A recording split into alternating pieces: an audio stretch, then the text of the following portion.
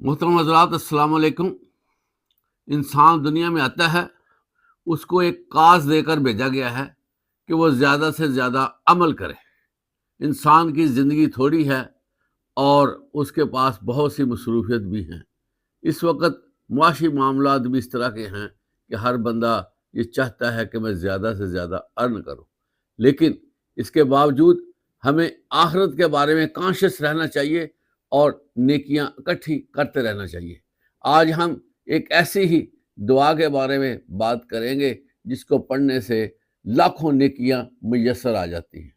ہم میں سے ہر شخص بازار جاتا ہے، بازار داخل ہوتے ہوئے ہی اگر ہم یہ دعا پڑھیں، لا الہ الا اللہ وحدہ لا شریک لہ لہ الملک ولہ الحمد یحیی ویمیت وہو حی لا یموت بیدہ الخیر وہو علی کل شیء قدیر،